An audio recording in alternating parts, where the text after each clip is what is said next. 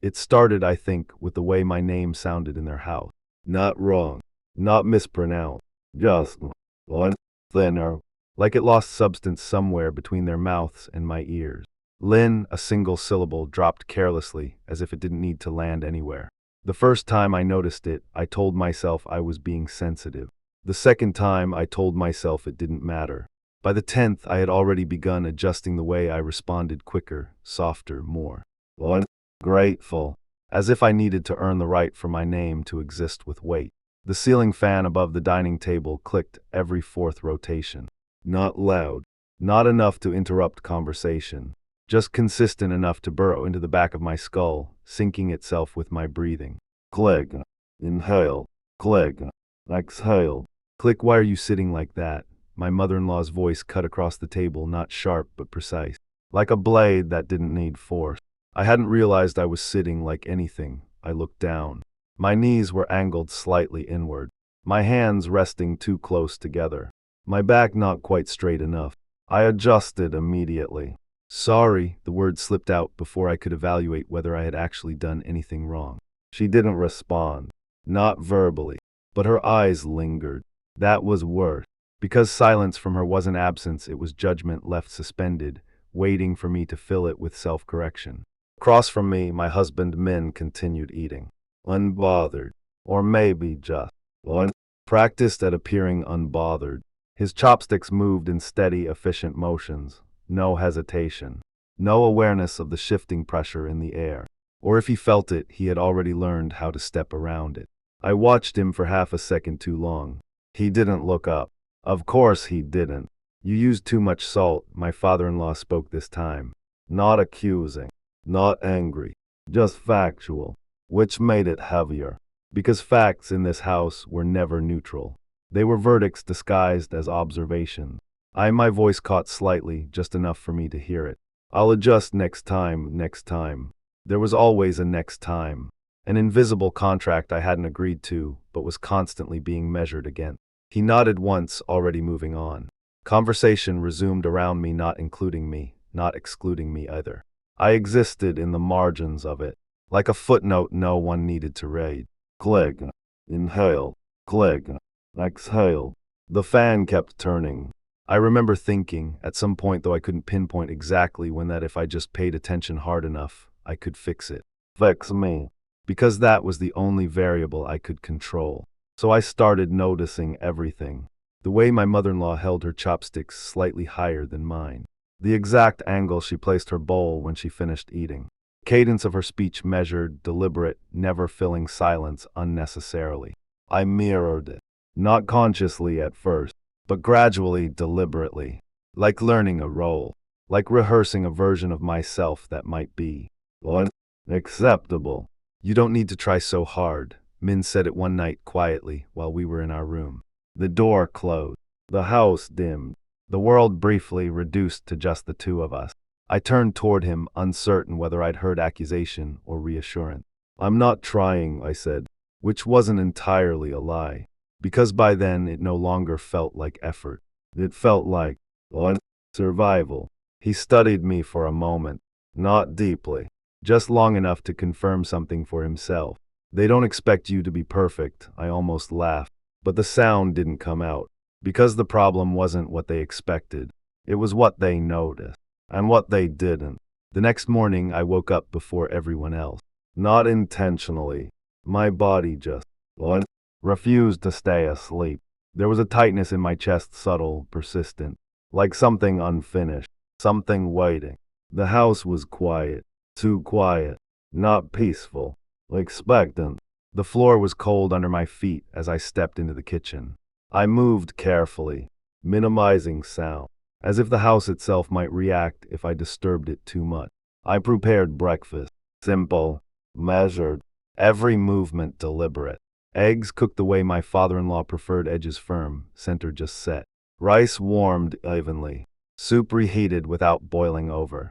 I checked everything twice, then a third time, because there was always something I missed, something small, something that would be pointed out later, casually, as if it had always been obvious. When my mother-in-law entered, she paused. Not long, but enough. Her eyes scanned the table, the arrangement, the proportions, the details. I felt my spine straighten involuntarily. Waiting for the assessment.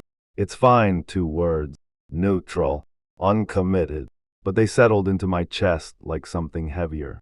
Because fine wasn't approval, it was temporary tolerance. I nodded. Okay, my voice sounded smaller than I intended.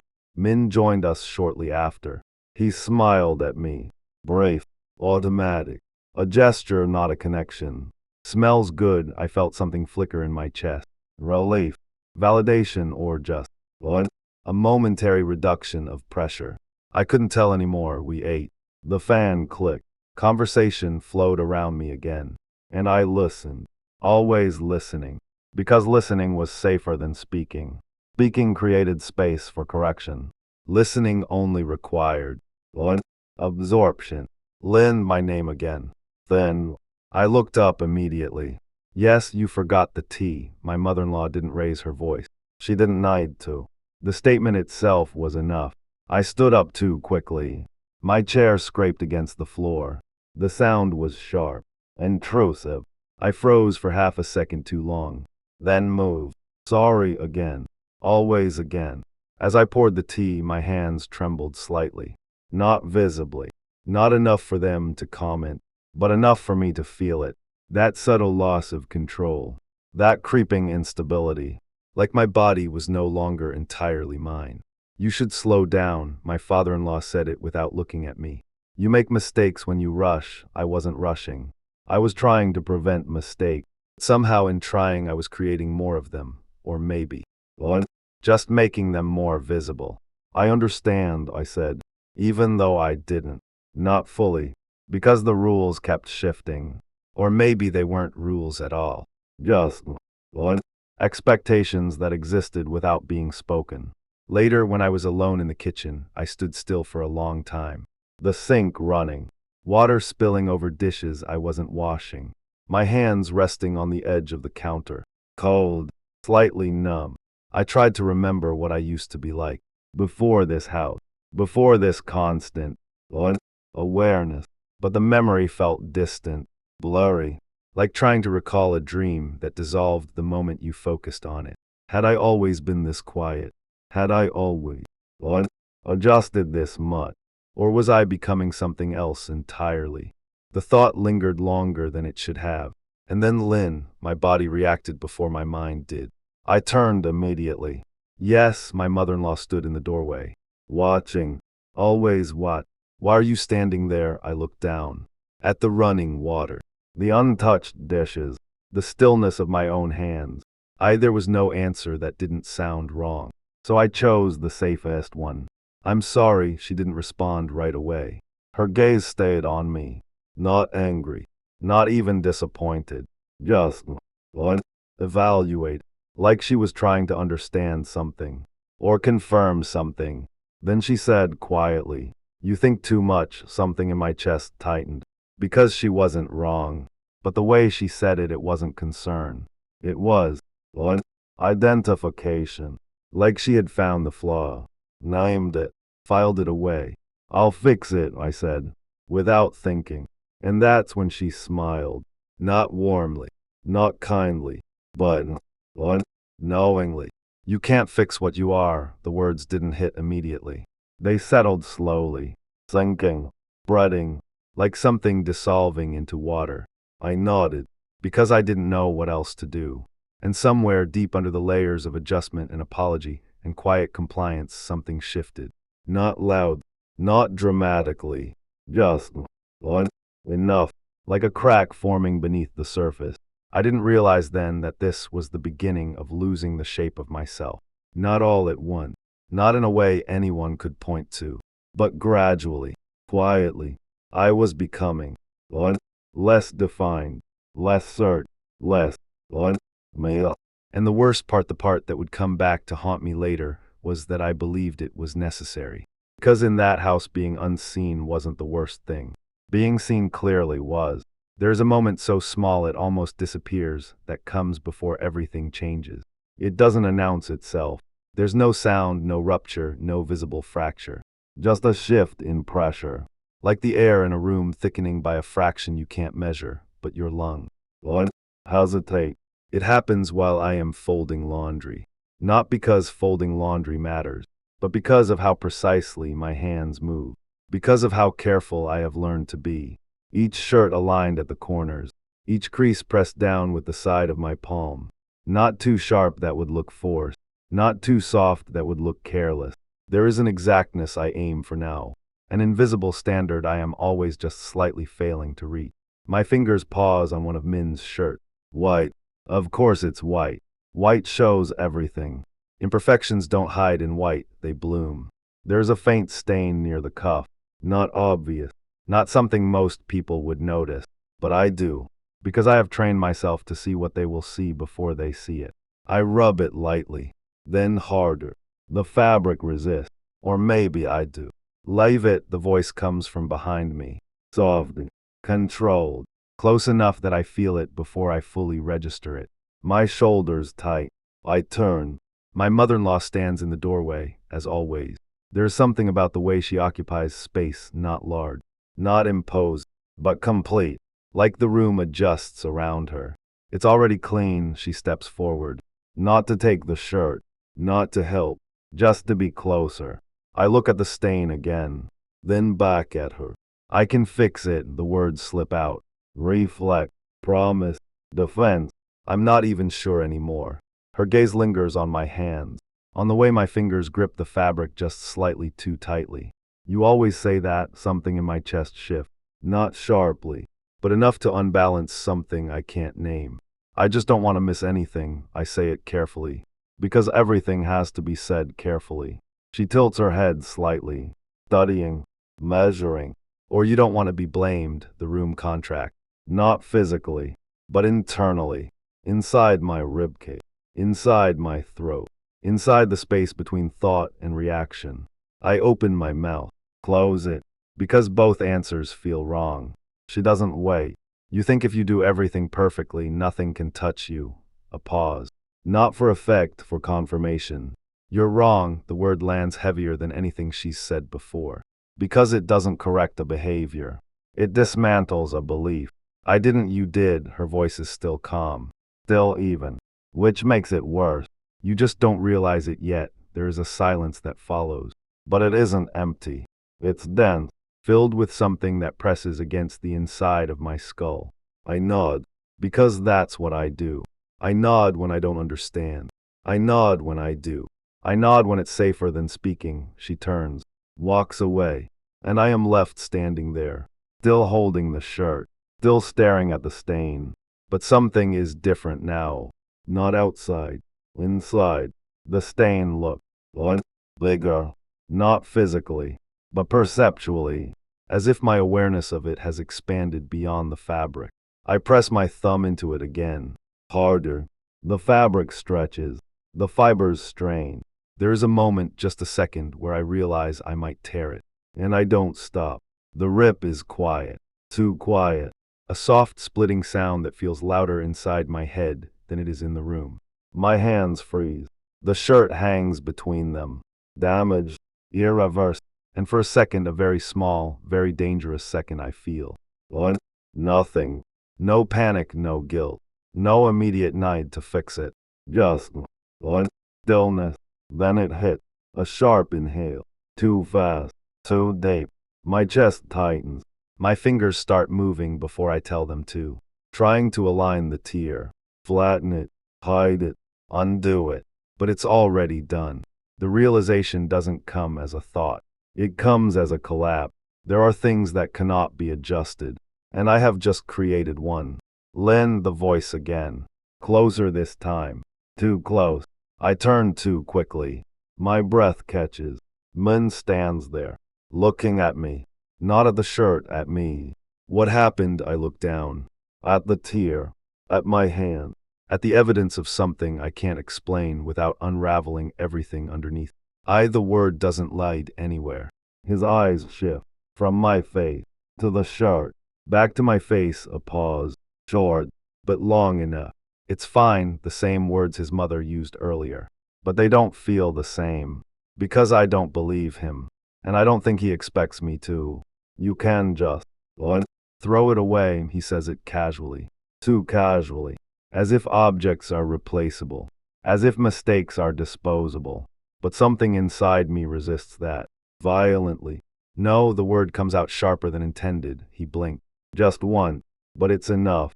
Why not? Why not? Because throwing it away means accepting it's broken. Because accepting it's broken means admitting I caused it. Because admitting I caused it means I can fix it. There it is again. The same phrase. The same instinct. The same lie. Min watches me. Longer this time. Not confused. Not concerned. Just what? Distant. You don't have to. The sentence should feel like release. Permission. Relief. Instead, it feels like something is being taken away. Because if I don't fix it, then what am I doing here? What is my role? What is me? I'll fix it, I repeat. Quieter now. But more certain, he exhales. Not frustrated. Not patient. Just what? Done. Do what you want, and then he leaves. Just like that, no argument, no insistence, no correction. Just absent. And somehow that feels worse than anything else.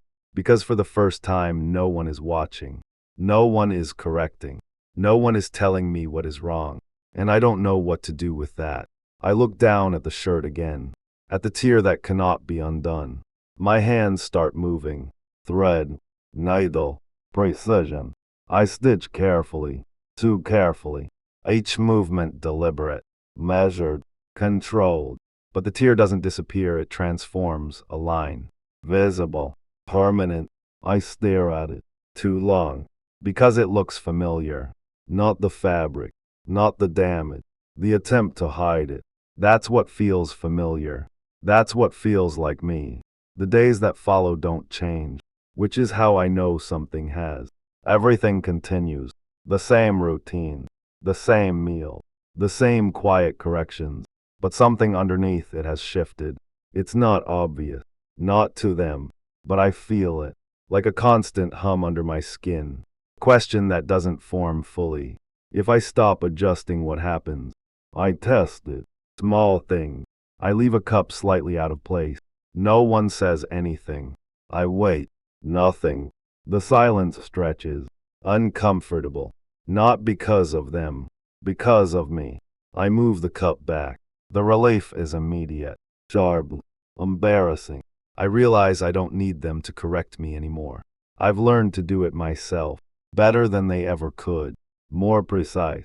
More constant. More unforgiving. You've gotten quieter, Min says it one night. We're lying in bed. The lights off.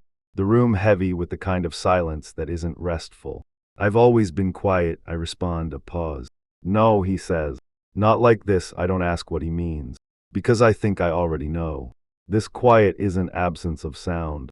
It's absence of self. I'm just tired, another lie. But a functional one. He doesn't push. He turns away. And I watch his back. The shape of it, the distance. There was a time when that distance felt safe. Now it feels like proof that I am fighting. It happens slowly after that. So slowly I almost miss it. The way I hesitate before speaking even when I'm alone. The way I correct my thoughts. Not just actions. Thoughts.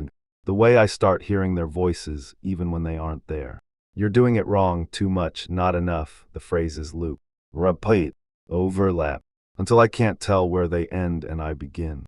One afternoon I stand in front of the mirror. Not intentionally. I just end up there. And I look at myself. Not quickly.